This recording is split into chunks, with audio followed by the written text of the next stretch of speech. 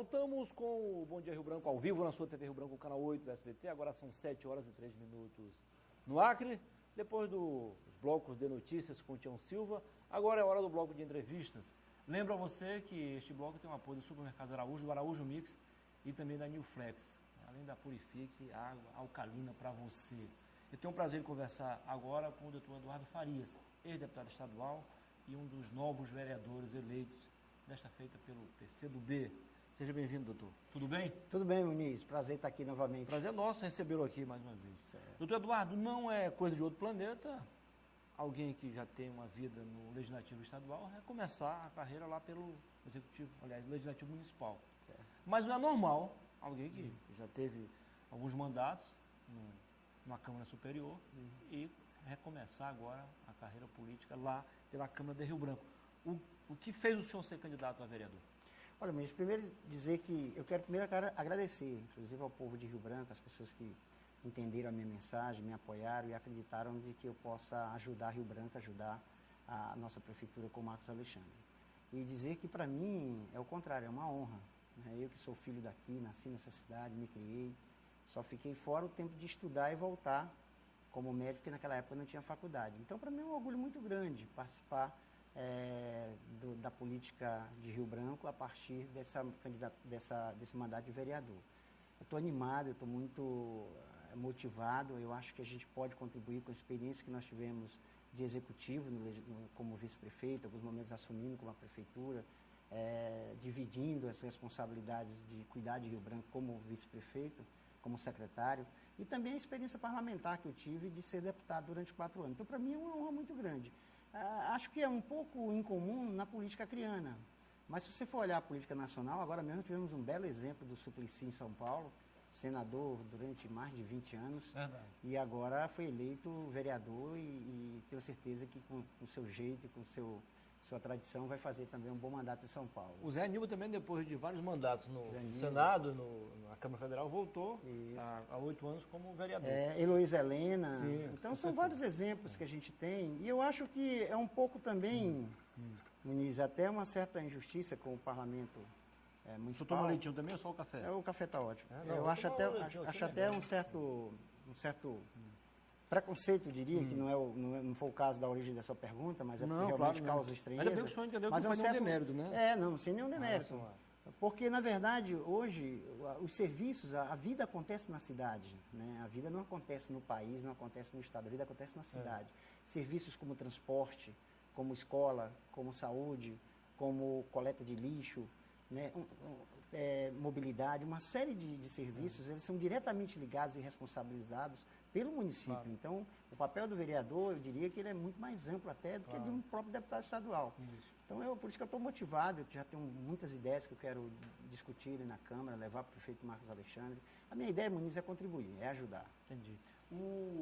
Ontem eu entrevistei aqui, na outra bancada ali, no Boa Noite, o doutor Jackson Ramos, que é exemplo do senhor também, é médico, vereador eleito, e também de família humilde. É acriano, assim como o senhor, teve que estudar fora, porque à época não tinha medicina aqui.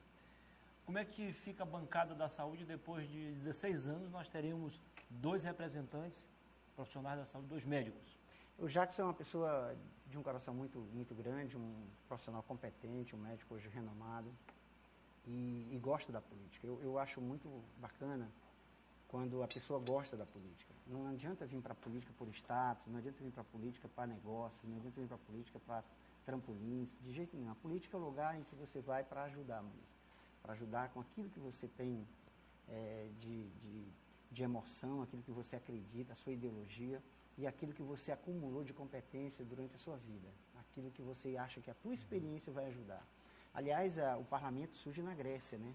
Com os mais anciões, aqueles mais experientes, que iam dando os conselhos e mostrando para a sociedade os rumos. Então, o parlamento nada mais é do que você colocar a tua experiência a serviço da coletividade.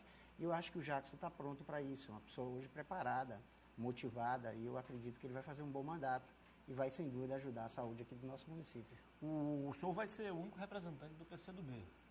E na legislatura passada foi o vereador Fernando Martins, que fez um bom trabalho em todos os sentidos, na questão parlamentar, nas ações sociais, seja também na condução da mesa diretora. Nos 2 primeiros anos ele foi suplente, presidiu por 4 anos a Comissão de Orçamento e Finanças e agora nos últimos 2 anos foi segundo secretário. Como é que o senhor analisa esse fato dele não ter sido reeleito e o senhor voltar agora como único representante do partido? Muniz, porque na política tem uma coisa que a gente precisa aprender. Uma coisa é o mandato, a outra coisa é uma eleição. É mais ou menos como Copa do Mundo. Você tem as eliminatórias, que você tem que se...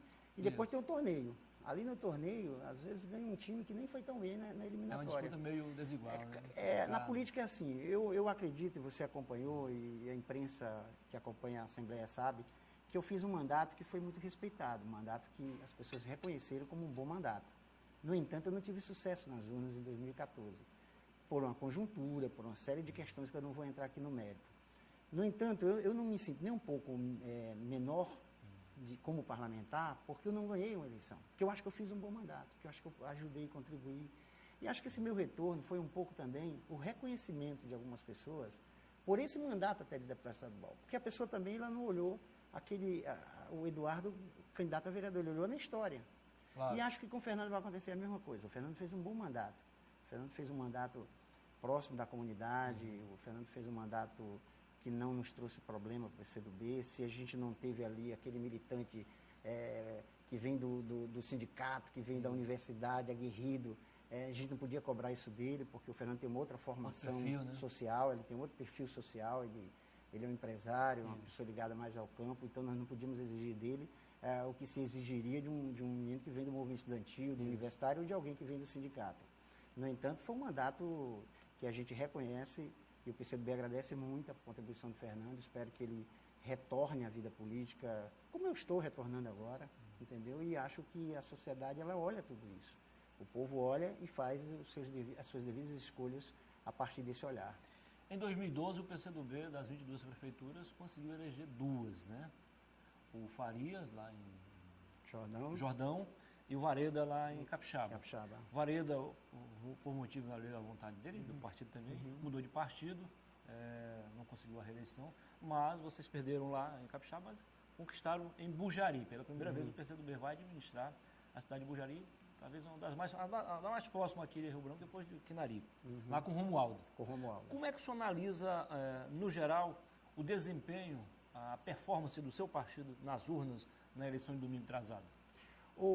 Muniz, é uma coisa já sabida, e eu acho que todos reconhecem, que o PCdoB hoje é um partido consolidado no Acre, é um partido de tradição, um partido que já tem uma história no parlamento, é um partido que protagoniza muito. Às vezes as pessoas dizem, mas o PCdoB tem muito espaço. O nosso espaço, às vezes, não é do tamanho da nossa força de mandatos. Não é proporcional, ela não é proporcional, mas ela é proporcional àquilo que a gente protagoniza, àquilo que a gente mostra como caminho, aquilo que a gente traz enquanto proposta para o povo. Então, aí está a nossa força. Mas a nossa experiência era muito mais acumulada no sentido de parlamento.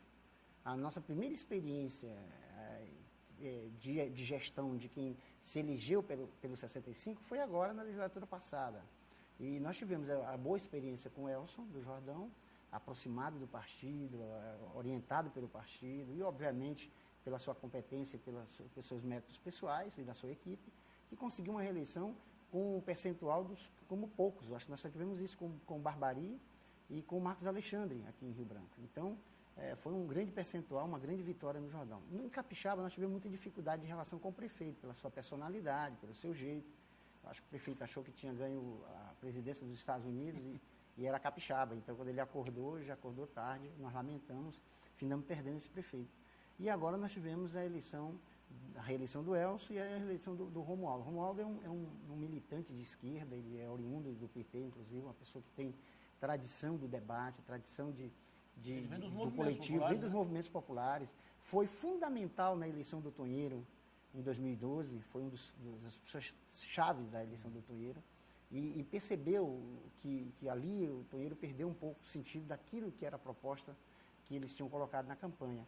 Ele se afastou, veio para o nosso partido, se colocou enquanto candidato, nós apoiamos, e ele, por méritos dele, da equipe e do acerto da condução da campanha, se elegeu. Nós esperamos que a Bujari seja agora uma vitrine, ela seja agora uma experiência positiva, principalmente para o povo do Bujari, mas também para o nosso partido. Nós acreditamos muito que o Romualdo vai fazer uma grande gestão, como está fazendo e fez o prefeito Elson Faria, lá no Jordão. Claro que o Vareda não está mais no partido, mas a gente vai usar a gestão dele apenas como exemplo. O professor Vanderlei Viana, que é um economista antigo, ele fez uma pesquisa rapidinho lá, diretamente, ele, colhendo os dados, sobre o que a população pensa do prefeito Vareda. Segundo ele, mais de 90% das pessoas acreditam que ele é honesto, que ele é íntegro e que ele trabalha com seriedade. E, no entanto, não foi eleito, aliás, reeleito. E aí ele perguntou por que não votar, já que acredita, sabe que ele é honesto. Não é porque ele é muito turrão. Eu pergunto, não há no partido uma orientação? A gente vê que o PCdoB é um dos poucos partidos de esquerda que escapou ainda dessa avalanche de denúncias e tal, de se envolver com atos de corrupção e outras irregularidades.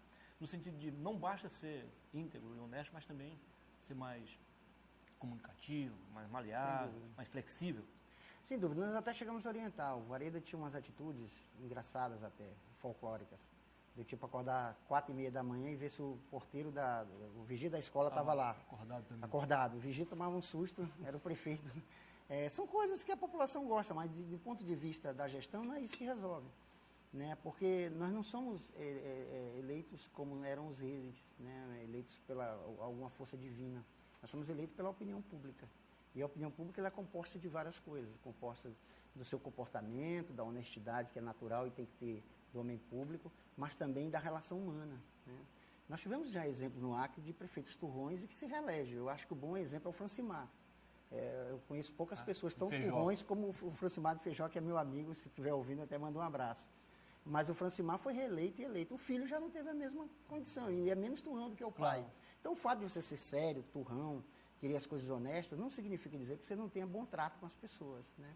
E talvez isso tenha faltado ao prefeito Vareda. E eu não quero aqui entrar no mérito de analisar o prefeito, porque não tem mais nada a ver, não é do nosso partido, não tem mais nada a ver. Por isso que eu só mas eu reconheço ele como uma pessoa honesta, como uma pessoa que até bem intencionada, mas eu acho que perdeu um pouco a noção do que é ser prefeito e de que se tratava. Olha, Muniz, hoje uma das tarefas mais difíceis que tem, na minha opinião, dentro da política é ser prefeito, porque nós tivemos uma conjunção de situações que levou a uma quase ingovernabilidade dos municípios. Você tem a Constituição de 88 extremamente municipalista, que municipaliza a saúde, a educação, os serviços quase todos, e você tem uma lei tributária que concentra 70% de fiscal, 70% do que se arrecada nesse país na mão da União.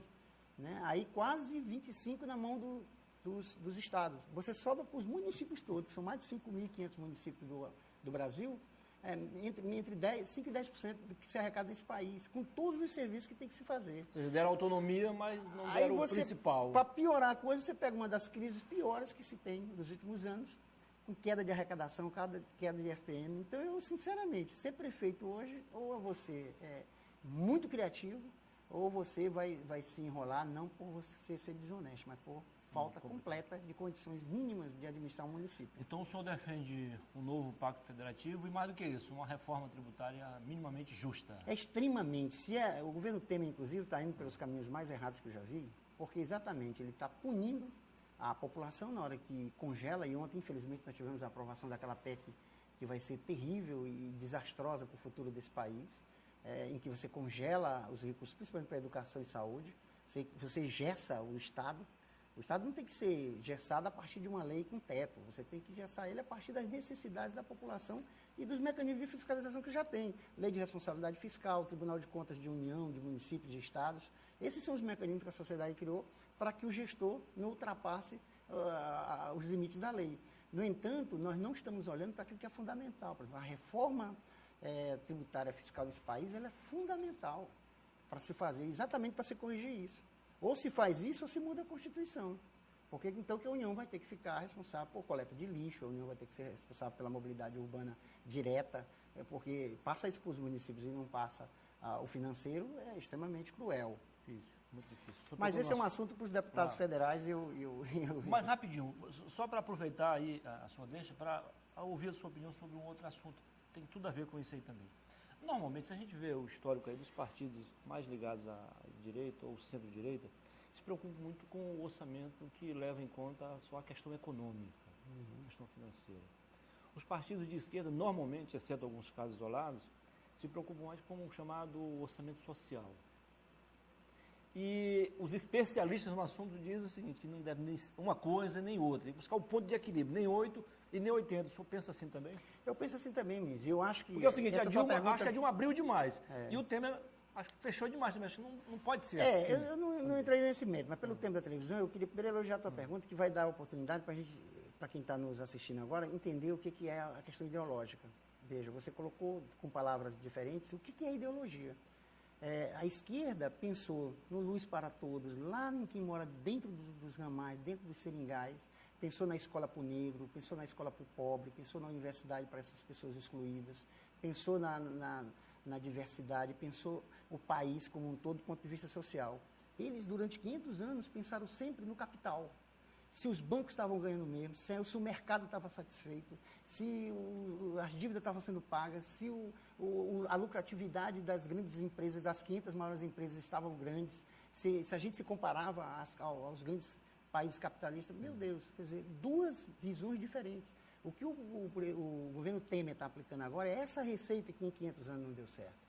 É uma receita em que eles vão dizer o tempo todo que a lucratividade está boa, que o mercado está aceitando, mas que cada vez mais as pessoas vão empobrecendo, cada vez mais as pessoas vão ter dificuldade de acessar a escola, de acessar a saúde, de acessar o mínimo para uma convivência de uma casa. Olha, Muniz, foram feitos mais de 2 milhões de unidades de casa para pessoas pobres. Se teve um ou outro desvio aqui ou acolá, não importa. O importante é que hoje muita gente tem um lar onde morar, muita gente hoje tem como botar comida na mesa porque tem um Bolsa Família, muita gente hoje tem orgulho de ter um filho médico, um filho advogado, um filho engenheiro, porque teve condições pelo FIES ou pelo ProUni de acessar a universidade. É disso que nós estamos falando. É disso que, infelizmente, a nossa população não percebeu e entrou num caminho que eu não sei quando nós vamos sair dessa novamente. Eu acho que, eu lamento muito, mas acho que isso vai parte da nossa própria civilização. Entendi. Nós vamos ter um passo civilizatório a partir de tudo isso que está acontecendo no Brasil. Para nós da esquerda, fazemos autocrítica dos erros que nós cometemos, inclusive sobre corrupção, sobre desmando com as coisas públicas. Eu acho que esse erro nós estamos pagando e vamos pagar. Mas, acima de tudo, esse pagamento, esse tributo está em cima da nossa população. E nós temos que fazer autocrítica, mas a população acho que vai sair bem melhor desse processo todo. Muito bem. Tudo que é bom dura pouco, né, deputado? Tudo que é bom dura pouco. Começa a ficar melhor agora e o tempo acabou. Mas eu quero agradecê-lo pela entrevista, parabenizá-lo pela vitória. Obrigado, Luiz. E a última pergunta. O que é a população de Rio Branco, notadamente as pessoas que acreditaram sempre em suas propostas, aquelas pessoas que estão esperando ainda a implantação de fato direito do cartão verde, que talvez seja, não menosprezando as demais propostas, a mais importante do ponto de vista social? Sem dúvida. Podem esperar a partir de janeiro? Primeiro, esperar a briga pelo cartão verde. Eu já disse e vou dizer ao governador Tião Viana agora. No âmbito do é município. um erro grande que ele está cometendo de não implementar o cartão verde. Eu vou cobrar isso da tribuna. Porque, na verdade, ele não é nenhum benefício. Aí, pelo menos, trata em condição de igualdade, o homem do campo como da cidade. Muniz, com toda a humildade aqui, e sem querer ser arrogante, do ponto de vista nacional até, foi a melhor proposta para as pessoas que moram na zona rural, seja desse estado, seja do país. E eu acho que nós estamos perdendo essa oportunidade de mostrar para o Brasil como se organiza o Sistema Único de Saúde, sem mexer no Sistema Único de Saúde, mas beneficiando aquele que mora no campo. Eu vou brigar por isso. Vou brigar também por uma farmácia pública aberta 24 horas, Muniz, porque hoje, se você vai na UPA e você sai de madrugada, ou final de semana, ou feriado, com a sua receita, você não tem onde despachar. Então, precisa ter ali aberta também uma farmácia pública para a pessoa despachar a receita. Vou brigar também por a questão da água. Nós estamos com as ideias de como melhorar o abastecimento de água na ponta, com pequenos detalhes, como uma boia na caixa d'água, que a gente precisa, inclusive, usar aqui a imprensa para divulgar isso. Então, eu tenho muitas Combater ideias. O desperdício. E o que eu posso dizer para a população é muito trabalho, quero estar aberto às ideias, mas quero trabalhar muito com ideias, e independente, Muniz, do que está pensando ou não o meu grupo político. Eu quero fazer aquilo que eu acredito, fazer aquilo que o meu partido acredita, aquilo que eu discuti com as pessoas na rua e fazer aquilo que eu acho que é o melhor para a nossa cidade. Disso vocês podem esperar, com certeza, de mim durante esses 4 anos. Muito obrigado. Tenha um bom dia. Obrigado, um bom dia. Conversei aqui com o doutor Eduardo Farias, ex-deputado estadual, vereador eleito em Rio Branco pelo PCdoB. Daqui a pouquinho tem mais uma edição do Estúdio 8, aqui na sua TV Rio Branco, com Floriano de Oliveira e a Lília Camargo. Né? Coladinho no Estúdio 8, você assiste ao programa da Jô, com a própria Jocely Abreu e o William Crespo. Eu volto às 8h15 com mais uma edição do Boa Noite Rio Branco, aqui na sua TV Rio Branco. continue com a TV Rio Branco e com o SBT, porque aqui nós temos o melhor para você. Bom dia, valeu!